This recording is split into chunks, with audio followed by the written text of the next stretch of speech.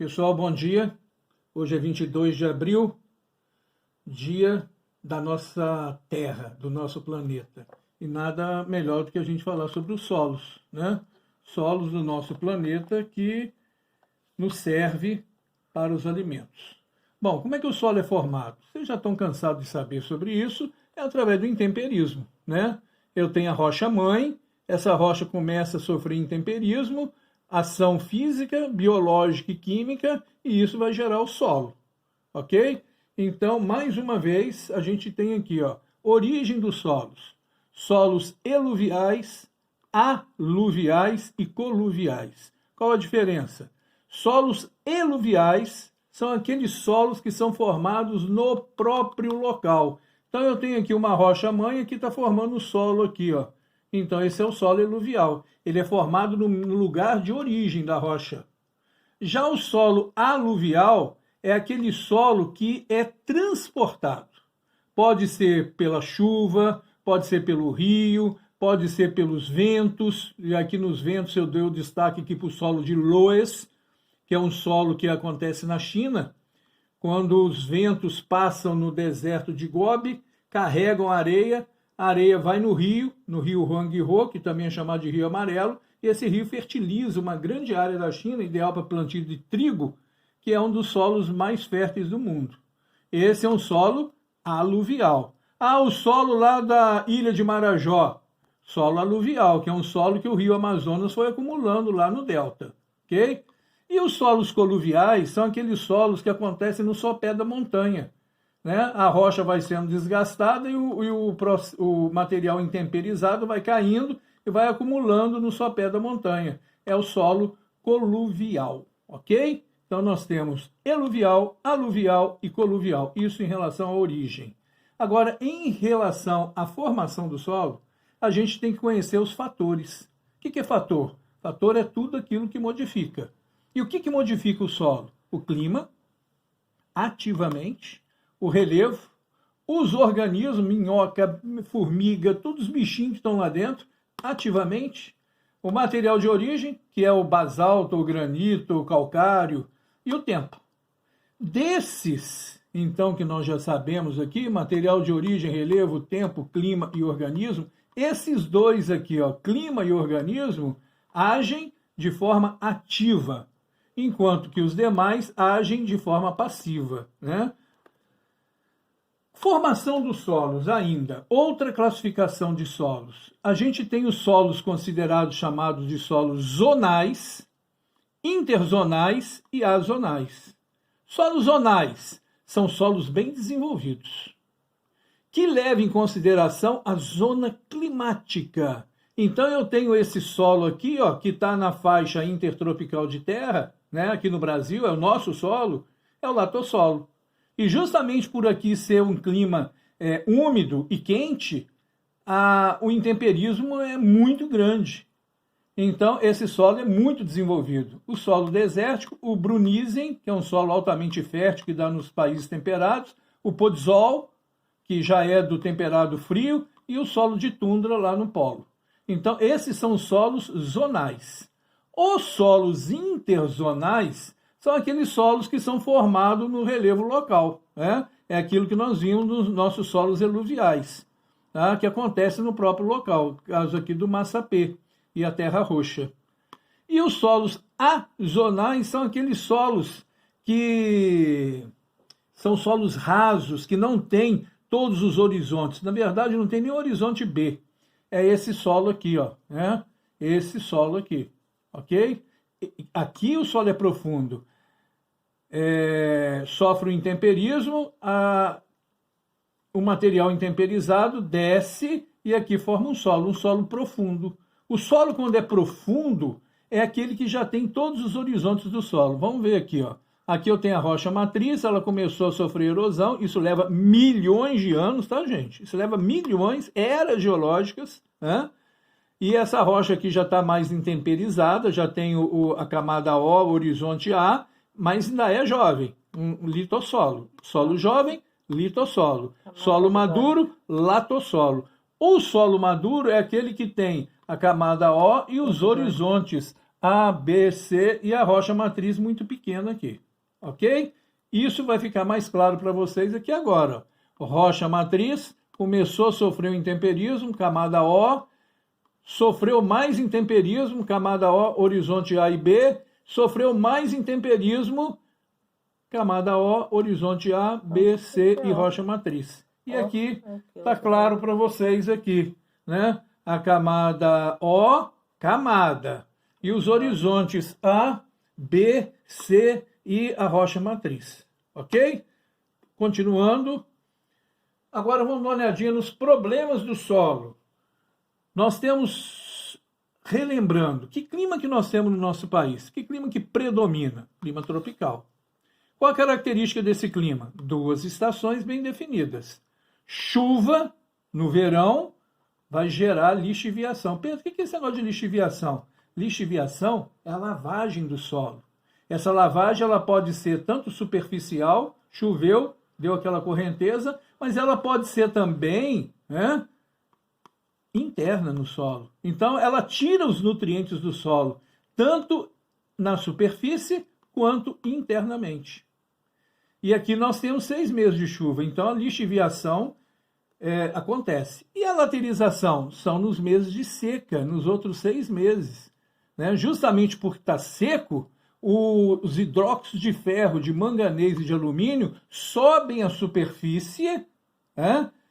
E cria na superfície uma crosta dura e ferruginosa que a gente chama de canga. O solo fica desse jeito. Então, o que tem que fazer? Tem que providenciar minerais para recuperar esse solo, né? Máquinas agrícolas, tanto da lixiviação quanto da laterização. Outros problemas do solo que nós temos, a arenização, né? Aquele solo, por exemplo, que tem uma camada muito superficial de terra fértil, quando ocorre o processo da lixiviação, que é retirado dele, a rocha que está logo abaixo, nesse caso aqui um arenito, ela flora, né? Aí vai acontecer a arenização. Já o desmatamento, acho que todo mundo sabe, né? Tem um exemplo aqui de uma figura, é a retirada da vegetação protetora do solo, deixando expostas as intempéries. Então, a vegetação ela funciona como o quê? Como um protetor do solo. Quando chove, bate na folha da árvore, aquela água vai descendo devagarzinho, mas não bate no solo direto. Quando eu tiro essa vegetação, né, a chuva bate direto no solo e aí causa uma erosão maior. E quebra o ciclo de fertilidade. O que é o ciclo de fertilidade? Quando a árvore está aqui, ela solta suas folhas, seus galhos e cria no solo uma camada de humus que fertiliza. Quando eu tiro isso, acaba a camada de humus. E a perda de água aqui pela evaporação é muito maior. Outro problema no solo que a gente tem são as queimadas, né? Elas destroem as camadas superficiais do solo e aceleram o processo de desgaste e esgotamento. Ela está cada dia mais crescente na Amazônia, ela compromete o habitat de muitas espécies e também ela acontece, além de forma maldosa, como acontece aqui, ela acontece por hábitos errôneos, principalmente dos indígenas, que utilizam a coivara e a roça.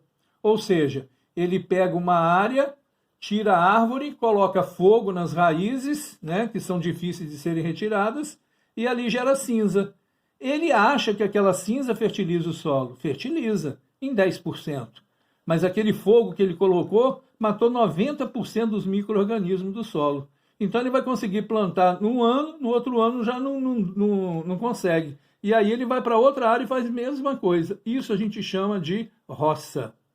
As monoculturas são outro problema, né? Porque quando eu estou plantando uma coisa só, eu não tenho troca de nutriente. Eu só estou colocando no solo um nutriente.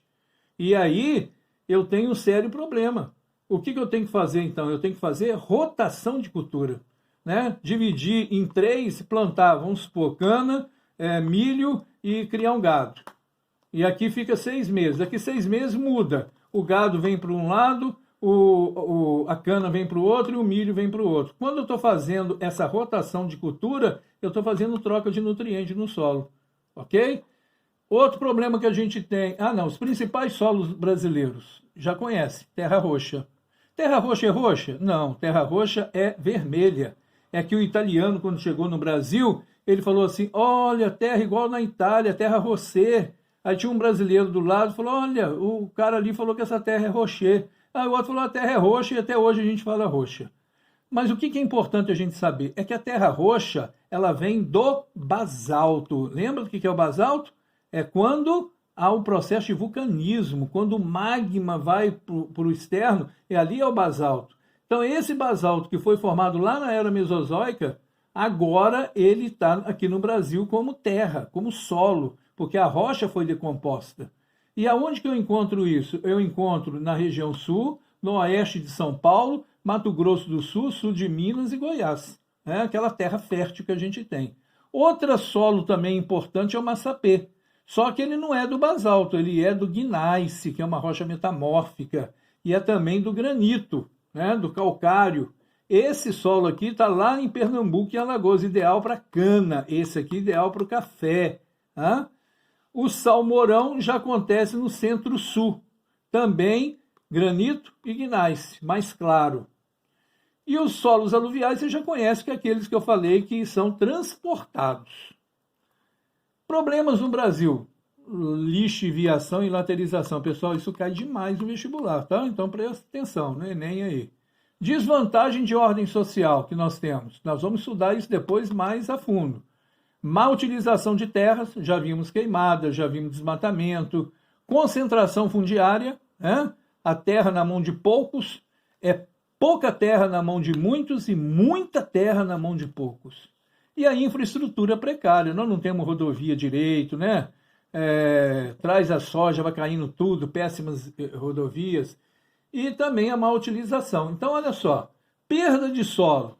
Quando eu tenho mata, eu tenho uma perda de 4 quilos só de hectares por ano. Quando eu tenho pastagem, então primeiro o homem vai tirar mata e põe pastagem. Aí já vai para 700 quilos por ano. Depois o homem tira a pastagem e põe um cafezal, 1.100 quilos. E depois o algodoal, 38 mil quilos. Então a gente tem que saber utilizar o solo, né? Senão é uma perda muito grande. Soluções. Uma das soluções que a gente tem é o terraceamento, né? Para evitar a erosão. Né? Basta fazer o terraceamento, também chamado de curva de nível. A partir do momento que eu faço curva de nível, como se fosse uma escada, a água que vai descendo, ela vai perdendo a força, então não tem a erosão. Ou melhor, tem, mas muito menos. Temos também a rotação de cultura, que eu já falei, a irrigação por gotejamento, porque aquela irrigação que tem lá rodando lá, né, por aspersão, o que acontece? Aquela água mal chega no solo, ela já evaporou. E na irrigação por gotejamento, eu evito a perda de água, que é a questão da gestão de água. Medidas protetivas do solo. Nós temos que trabalhar para melhorar a fertilidade do solo, enriquecer o solo com matéria orgânica, fertilizar racionalmente as culturas, corrigir a acidez do solo. Nós temos que defender o solo contra a erosão, fazendo o quê? Terraceamento, rotação de cultura, racionalizar a mobilização do solo, cultivo em nível, evitar a compactação do solo. Quando a gente coloca muito gado no solo, né, aquele gado pisando ali, ele compacta o solo e faz com que o solo se torne impermeável. Quer dizer, não há aerificação do solo, nem a água consegue penetrar no solo. Cordão de vegetação permanente, né? Ao invés de eu colocar cerca, eu vou plantando árvores para evitar, muitas vezes, um vento naquela região. E associação de culturas, que é a rotação de cultura. Tem que fazer também a proteção de conservação da água, né? O uso racional dessa água, a qualidade da água, proteger os rios e ribeiras contra o assoreamento, né? Plantando a mata ciliar, e as práticas de conservação de solo e água, que tem como objetivo minimizar as perdas e escassez dos recursos naturais. Ok? Então era esse o conteúdo. Eu gostaria depois que vocês fizessem os exercícios da apostila, que, se não me engano, está na página... Só um minutinho. Está na página 43 e 44, tá? Que vocês façam esse exercício e qualquer coisa eu estou para tirar dúvida, ok? Um grande abraço, assistam a aula, por favor.